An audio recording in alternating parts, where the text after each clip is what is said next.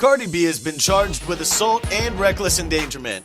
The Bodak Yellow hitmaker handed herself into police yesterday and was charged with 2 misdemeanor offenses after allegedly ordering an attack on 2 bartenders at Angel Strip Club in Queens, New York in August.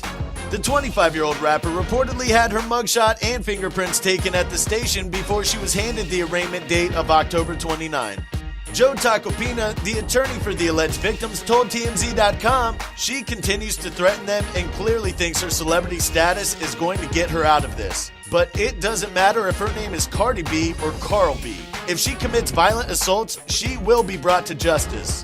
It was previously claimed the Be Careful hitmaker had a long-standing issue with the bartenders Jade and Baddie Gi because of Cardi's mistaken belief that Jade had slept with her husband Offset. And when she came face-to-face with the sisters at the club, she allegedly ordered her entourage to attack them with bottles, chairs, and a hookah smoking device. While they admit Cardi did not physically attack them herself, they have claimed that she yelled, "I'm blood, I'll fuck you bitches up."